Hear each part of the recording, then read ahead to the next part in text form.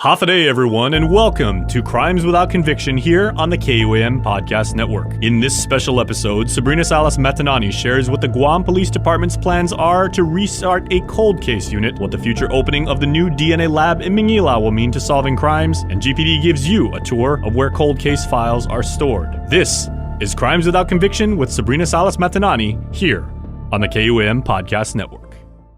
Thank you so much for being here. Today we have our Chief, Stephen Ignacio. We have our Bureau Chief for Criminal Investigation Section, Major Andrew Kitagwa, and we also have Captain Scott Wade with the Criminal Investigation Section as well, and we have our detectives here. Chief will go ahead and inform you as to why we are here. Thank you so much. All right, hi, half a day, good morning everybody. And so I'd like to thank all of you for joining us today. There's been a lot of questions or inquiries about our cold case files and the unit itself. And I think a lot of this was driven by the success in the recent solving of two homicide cases, that being the Messier and the Castro case. And it kind of spurred the interest on, what are we doing with the other cases? As you all know, the Guam Police is challenged with personnel, but despite that though, you saw that when information becomes available and there are good leads in cases, we actively pursue them until we run out of leads or we successfully clear them and make arrests. And so I think that was very important in the last two cases. So there have been a lot of questions about how many cases do we have, where are they at, what's going on. And so, really, there was at one time very active unsolved homicide investigators. I think most of you I've worked with back in the early 2000s when I oversaw the team closure task force. I was in charge of the unsolved homicide team at that time. We actually successfully made an arrest from a 1970s case. I traveled to San Quentin prison and then I traveled to another prison, I think somewhere in California besides San Quentin, to do some interviews of two eyewitnesses to a murder. From that, we were able to come back, get an indictment, and fly over to Saipan and make an arrest for an unsolved homicide from the 70s, and this was back in 2000. So there's a lot of success when you put a team closure task force, or you put an unsolved homicide task force together. On top of that, I think DNA is here, and it's not the future; it is the here and now. And when it comes to solving unsolved homicides. And so I think if you do some research, there's been great success from I believe it's called the Golden Gate killer up in the San Francisco area. And that was used with what was termed as familial DNA. And so they had these unknown DNA samples in many of these unsolved homicide cases from the Golden Gate Bridge area in the San Francisco area. And it was through another arrest of a family member of the main suspect, familial DNA, were they able to identify the suspect and the killer in that case. And so, looking forward and how we can use that technology, that forensic science, I think that ties in with what's going to be happening soon with the Guam Police Department, because we have a DNA lab that's being constructed. It's going to be done soon. And that gives us an opportunity now to kind of come together as the Guam Police Department with Captain Scott, Detective Mandia, and Detective Google, and Major Andrew, and also working together with our Forensic Science Division team to go back and look at our old case files, because a lot of it was just following up on leads, doing interviews, checking up on witnesses. But now, how do we take what we have, apply the forensic sciences to it, and use the DNA capacity that we're building to maybe help solve some of these crimes? And I think, like I said, DNA is the here and now, and we have to leverage that forensic science to help us solve some of these long lingering crimes. So it's very interesting because I was contacted by many former or retired police officers from the 70s and 80s, and they've come forward and said, Chief, we'd like to help you out and provide you our guidance and insight when we work these cases, and maybe use that information so that we can give to our current detectives so that they have a way forward, and maybe use using the forensic science that we have now, the technology to help solve cases. So from here, after the questions, we can take you up to our file room and kind of give you a walkthrough on what it looks like.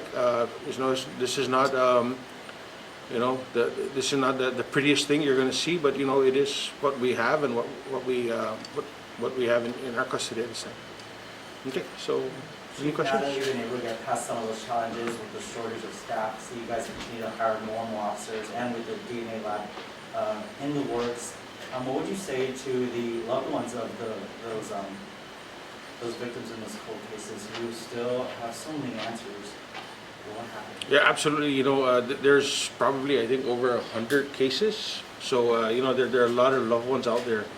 It's a very difficult thing. I've actually, like I said, when I did the interview for the Shizu Cronin case recently with one of the other media, I remember working with the family back then, and it's a very difficult thing, especially when there's no closure, when there's no arrest made. But our job is not to provide false hope to any family. We just deal with the evidence that we have, the leads that we have, and try and come to a successful resolution. And I think that really played out with the Messier case. It's sat for since 2017. And again, leads were developed, and we were able to bring that case to a closure. Do you plan on reopening the cold case unit or reestablishing one? Yes, ma'am. We do, and I think in sometime very shortly, we will augment, because the officers that are here today, are from the Crimes Against Persons section, but we would like to augment them with more officers, to have a full, robust unsolved homicide team, because with unsolved homicides, you need to have a dedicated team. You can't have a team that's going to be called because something else is going on today, because they get their attention is diverted. They kind of lose traction in cases. And are you planning to establish that cold case unit to coincide with the opening of the DNA lab in February? No, I think what we need to do is get in front of it before the opening. So you got to understand, when the DNA lab opens, we're not going to have the personnel to start doing DNA analysis. There's going to be a learning curve for them. There's going to be training. There's going to be certifications, accreditations, and things like that. So how soon, is that training available on Guam? Are you going to have to send your officers off island, or are you going to have trainers come to the States? So we are working with the DNA lab in Hawaii, the forensics science lab in Hawaii, and we are going to be working with them closely to see what we can do to model their experiences and their training and curriculum. Yeah, so the last conversation I had with our criminalists who are going to be transitioning over to this DNA lab, it's anywhere from I think 12 to 24 month period before we get them fully certified to conduct DNA. Okay, 10 to 24 months? Excuse me, 12 to 24 months. So 2 years? Almost, yeah, up to 2 years maximum. So what's going to happen to the lab in the meantime? So right now we're of course the lab was supposed to be done in October, but of course with everything else, it's been pushed, I think, to January, February time frame. But in the meantime, what we're doing right now is we're actually ordering the DNA equipment, DNA lab equipment. So that's another process that we're going through as well. So that's not going to happen anytime soon, and so hopefully get that in maybe mid part of next year. And so where we're going to be looking at files. When we say files, are we looking at paperwork, or does this include like the DNA evidence? I don't know if there's. No, like, it's, a you know, unfortunately, way to because store that. these are criminal cases, it's just boxes you're gonna look at, really. It's just boxes you're gonna look at, you know, but I mean, there's some names of the boxes, you know, some of them look familiar, some of them may not look familiar. But what about the DNA evidence that we're talking about? Is that also stored in these boxes? No, Do they those, have those that things special- may be at different repositories for evidence. Some may be at the crime lab, some may be at our evidence control section. And then, which is another thing that we're gonna, you know, talk about, because I think we have some traction now in our evidence control section building. I think DPW is gonna be awarding the design portion for the building sometime soon. I'm waiting for the official notification, and you know, we'll have a press release for that as well. But you know, a lot of things are falling in place, you know, with the governor, lieutenant governor, you know, focusing, you know, their attention on public safety. We're going to be building the evidence control section soon. The DNA lab is coming up with Dr. Akada and her team. We're building capacity for that lab with personnel hiring and personnel training. And so I think this is an opportune time to go back and circle back to those unsolved homicide cases and leverage the forensic science and the technology now with DNA, you know, to move forward. So the objective really is, before we get DNA lab up and running and the training and experience and the personnel there, is going back to these cases and saying, this case has DNA. There may be DNA samples here that we need to start looking at, and we start sending it to the lab for review. Yeah, so it's going to take a lot of working together with not just the detectives, but also with the DNA lab experts now, and saying, yes, this is a good case that we can start looking at the samples that you have to determine if there any DNA is present. What have you found as the best avenue for solving a cold case? Is it an anonymous tip or something like that? It's a combination of things, really. It's tips, it's forensic science, and you know, sometimes it's just going back and really looking at the case itself. So I'll tell you, drawing from my experience, that case that we saw from the 70s that we did in 2000, what it was really is the suspect, after committing the homicide in Guam, got on a plane the same day and fled to Saipan. And so what happened is that the case just kind of fell through the cracks because nobody ever followed up on the lead in Saipan, you know, and the person in Saipan who fled to Saipan, he committed another murder there, and so, you know, he was convicted, and because he was sent to jail, again, you know, the thought was, well, he's in jail already, we can't get to him, we can't extradite him back to Guam. But, you know, coming in 30 years later, looking at that case and saying, look, you know, let's give it a shot one more time, and, you know, it worked out because we were able to get an indictment, and we actually brought the person back to Guam. And after how much time do you decide, okay, this case is cold?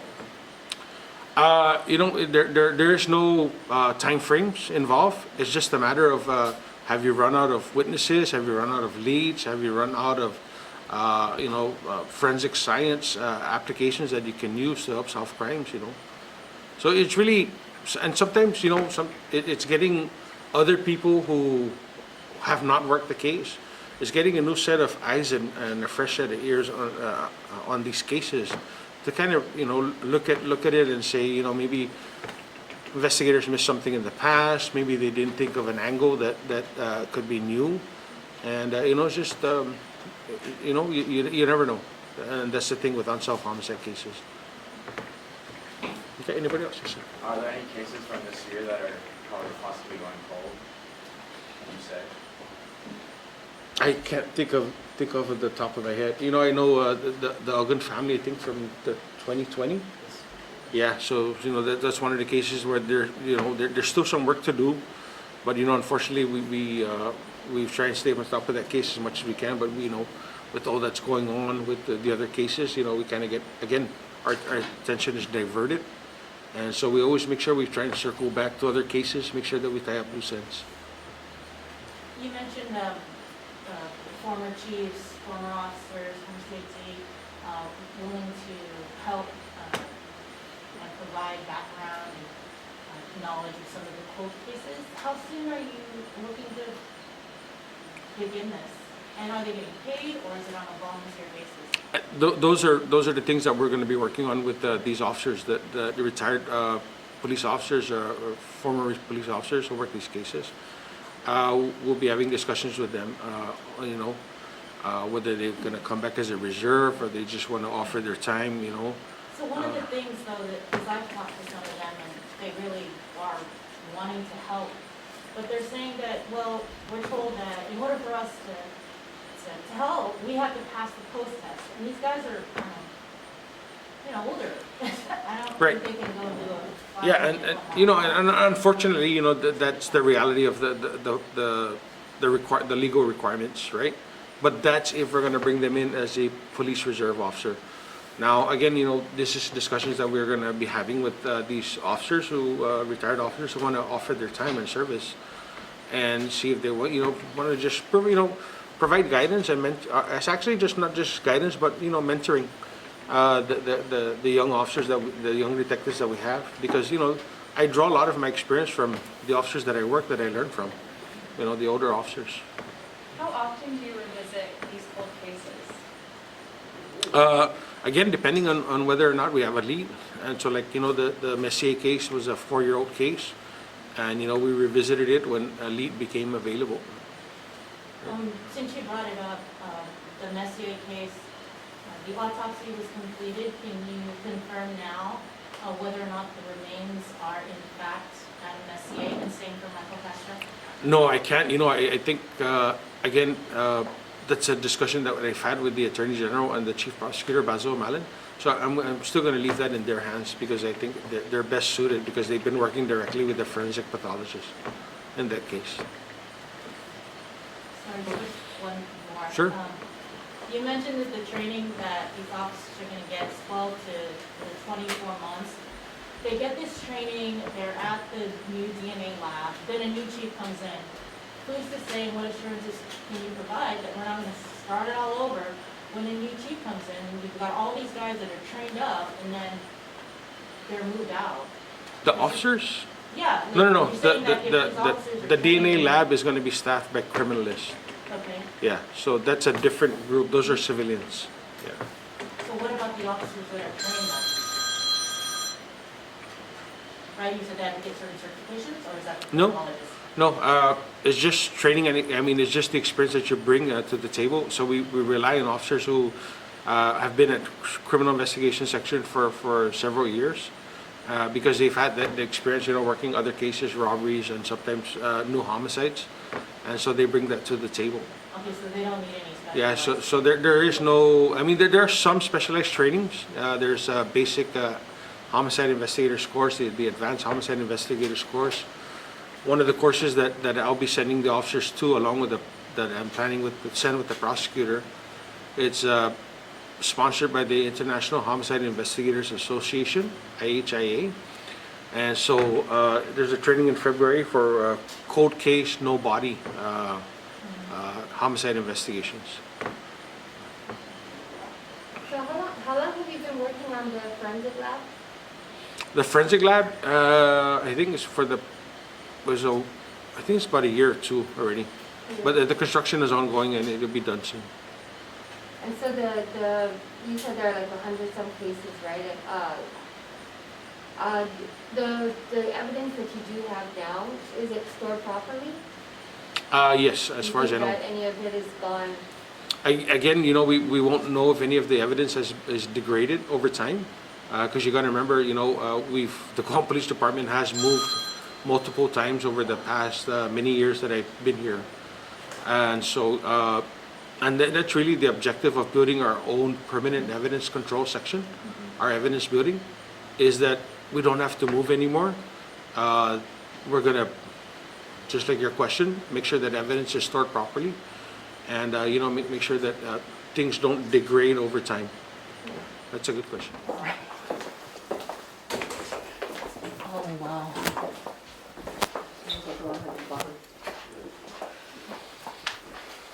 Here's the one we talked about.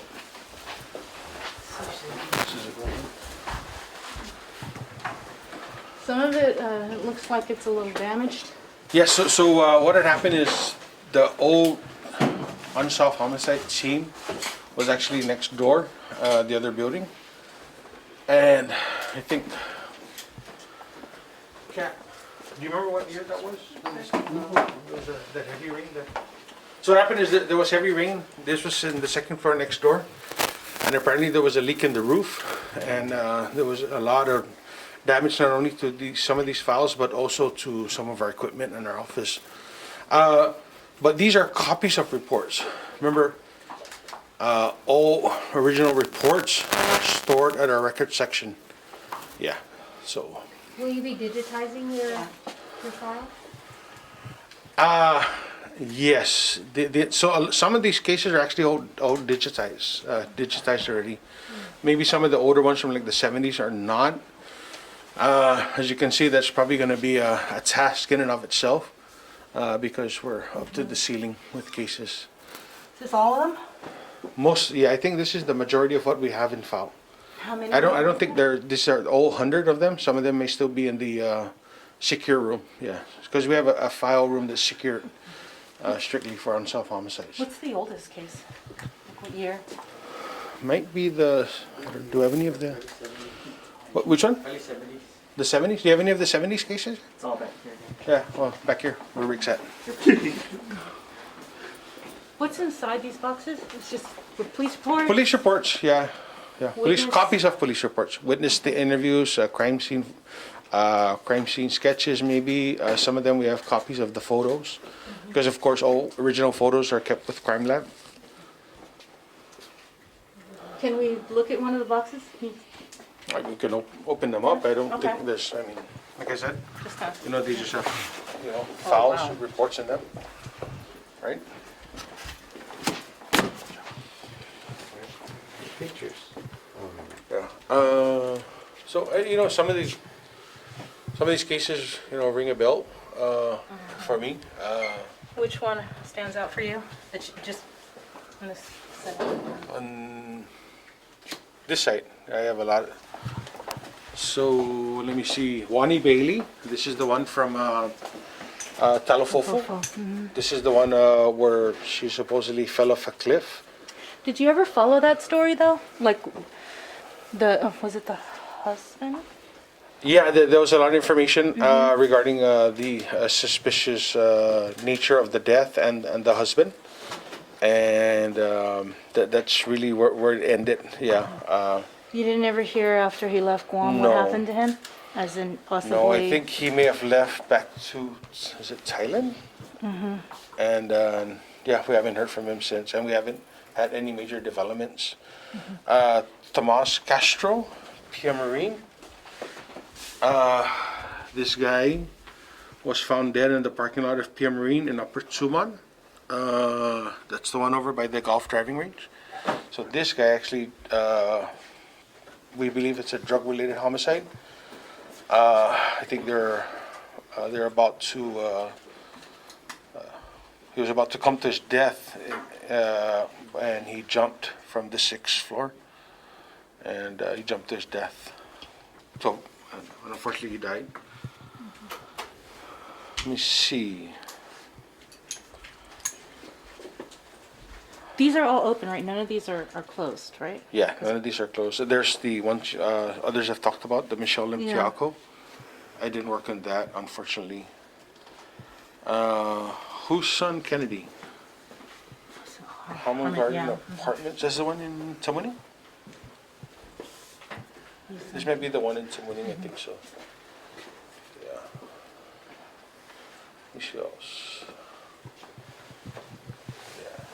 People might look at these boxes, some of them water damage. If you can just assure the community that these are backup files, because Yeah, I would be kind of pissed. Oh no, yeah, absolutely, yeah, and like I said, these are copies of original files. The original files are always kept at the record section. Yeah, Ronald Chargalev down there.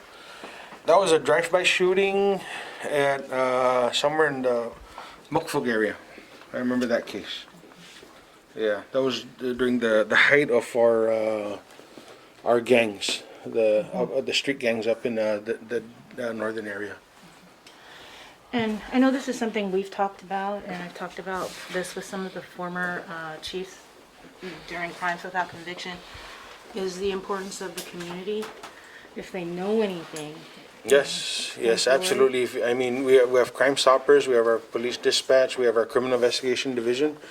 If you know anything and you're feeling now that now's a good time for you to come forward, a lot of the people that we've probably encountered in these cases are still around, and maybe they're willing to provide information. So if you have any information you want to share now, please come forward.